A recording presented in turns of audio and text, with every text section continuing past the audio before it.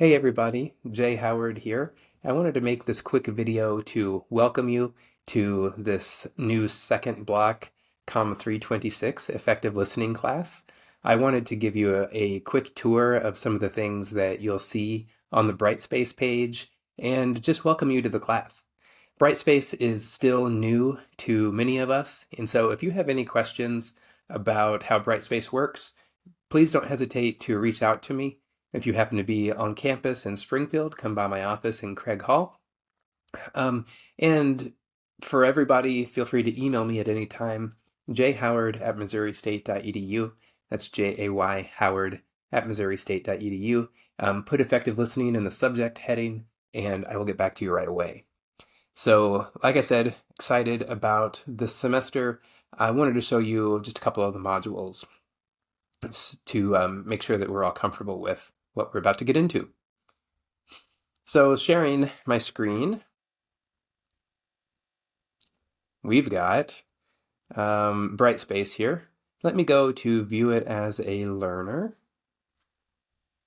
Okay, here we go. Right away, you can see a handful of widgets. These are the modules in the class. Module 1, 2, 3, 4, 5, 6, 7, and 8. There are 8 modules in the class because there are 8 weeks in the class. And there are 8 weeks in the class because it is a second block class. Notice that one of the modules, one of the weeks, is fall break. And so we have no assignments on that particular week. For each of the other weeks, there will be typically 6 items to complete. And I've tried to use the exact same model and template for each week so that you can get used to the way that the class flows. And 6 is a pretty small number. I made sure to omit everything superfluous, to streamline it, and to only assign the important things that were needed to convey the content. So let's look at Module 1 together, then we'll look at Module 2, and then we'll conclude. Every module will start with a to-do list, gives you an overview of the week. Each to-do list will have the same 3 sections, previews the readings for you, and then there will be some lectures. I call them podcast lecture episodes. I haven't uploaded videos for you. Instead, I have opted for podcasts, which are audio only. And then for the assignments, each lecture, there will be a response assignment for the lecture. So if there are 2 podcast lectures, there will be 2 response assignments. And then each module will have a quiz. The quiz will cover both of the lectures as well as the readings. And then there will be a journal entry assignment, which we'll talk briefly about in this video here in a moment. So that's an overview of what you'll see on the to-do list. And as you scroll down the module, you'll see all of these things previewed in the to-do list in the order that they were written. So here's the readings, PDFs for you. And then this is what the mini lectures or the podcast lecture episodes look like. I have provided the audio of the lecture for those of you who like to listen to podcasts, but I've also provided a transcript. For those of you who don't want to listen to it and just want to read it, you can do that too, or you can do both. Either way, near the end of each lecture, there is a question for reflection and response, and you can log your response using this response prompt assignment link here. And so that's, lecture number 1, this is lecture number 2, same thing. You got the transcript, you got the audio. The transcript link goes to a Google Doc of the transcript. This goes to audio.com, where you can find the episode to listen to. There's a response prompt assignment. Scrolling down, there is the quiz. You're going to find multiple choice and true and false questions. You're going to find around 10 questions per quiz. Each successive module will cover the lectures for that module, the readings for that module, and then I usually try to throw in at least one question from at least one earlier module as a way of reviewing and to promote learning in that way. And then finally, there will be this listening journal assignment where you click here and can type your journal entry. Journal entry guidelines are here, and the what should I write about is here as well. And these guidelines will appear in every module. So you might be wondering, what is a listening journal? I don't want to go too far into it for this overall semester preview video, but notice that one of the readings for this very first module is the assignment sheet for the listening journal. So let's go ahead and click on that just to see what happens. And here we go. It takes time and reflection to develop new attitudes and acquire new skills.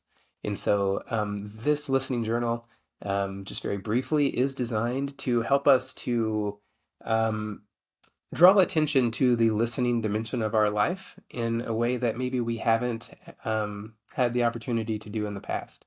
One of my core beliefs is that if we take one of those background assumptions that operates in our life and grab a hold of it and draw it into the foreground, examine it, tinker with it, learn a little bit about it, and improve it, then when we let it go and it recedes back into the background of our life, that dimension of our life remains changed forever in a positive way. So this is designed to facilitate that reflection. You'll see that there is one entry per module for the first 6 modules. And then week 7 is fall break. And then for the last week, that will actually be the final reflection, where you reflect not just on the week, but on the semester as a whole. And so that last journal entry assignment will serve as the final exam in the course.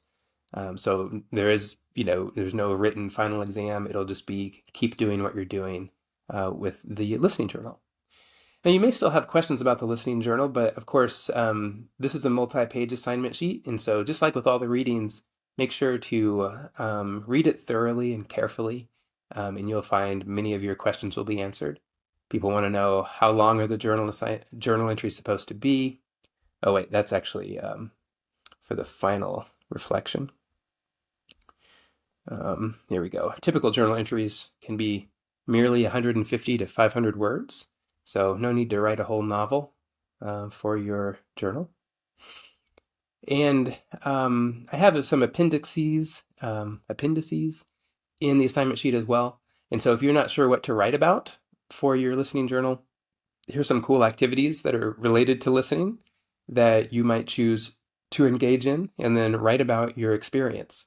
I've been teaching this class for many years now, both in person and online, and students have had all kinds of interesting experiences with these activities.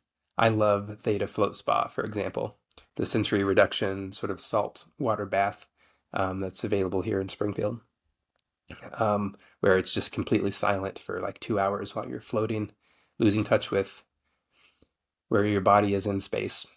And then Appendix B is my own personal listening journal from a few years ago. So I always try to provide samples so that students have an idea of what I'm looking for, to just reduce ambiguity, reduce uncertainty.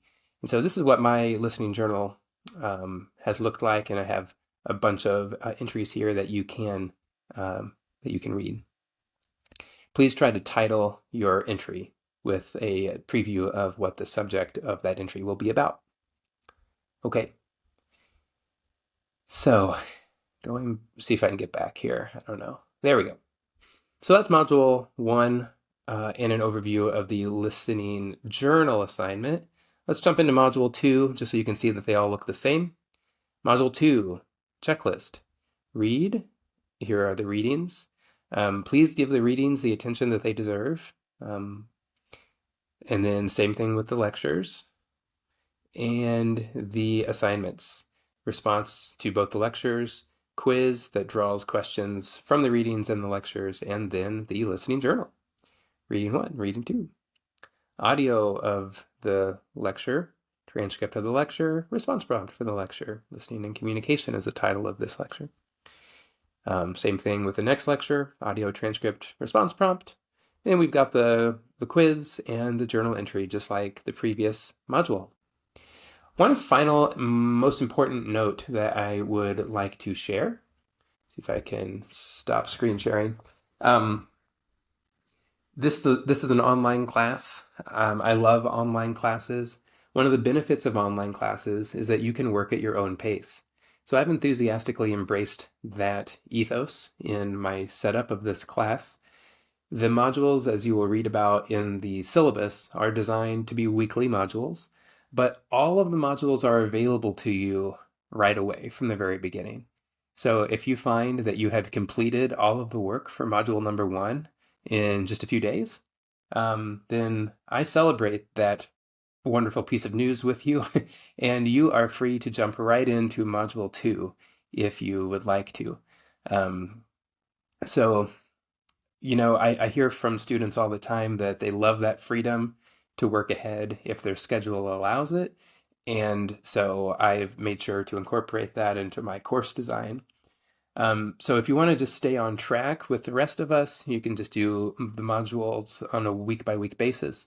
They start at Monday and they end a Sunday at midnight, just like a typical class. And then I will grade things from the previous week, Monday, when I wake up. Um, and you'll start receiving some feedback from me on the stuff that you wrote in the responses. But again, you can work ahead. If you go ahead and do week two and three while it's still week one, you will not receive any feedback from me until that module closes. So that's the kind of the way that I'll journey through it. Um, and you'll notice too that the deadlines are spelled out in the syllabus. So at the end of week one, turn everything for week one in. The end of week two, everything for week two. You can turn stuff in ahead of time. Please don't get behind. As far as grading things and hard deadlines and entering zeros for incomplete work, as you'll see in the syllabus explained in detail, I am going to grade on a week by week basis, but I'm not going to enter any zeros for late work until the end of week four. And so that's kind of like our midterm because there's only 8 weeks altogether. So make sure that everything for those first 4 weeks is turned in by the end of week four at the latest, because when I wake up on Monday, the first day of week five, I'm going to go through and put in zeros for anything that's not yet done. Unless I've heard otherwise, unless I've heard from you about some extenuating circumstance, in which case I'm always enthusiastic about working with you. And then the same thing is true for weeks 5 through 8.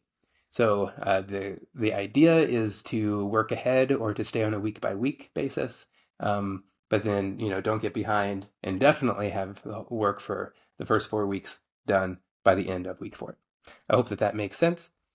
And I think that is a way that it sets it up so that it's maximally permissive while still keeping the train on the tracks, as it were. So, in conclusion, super excited about this class. I've taught this class a lot. I keep reading new books, finding new theorists, learning new things. So I'm thrilled to have the opportunity to share this world of listening, scholarship, and theory and practice with you. I hope that you enjoy it as much as I do. All right, that's enough from me for now. Have a great day, and I look forward to this course. So long.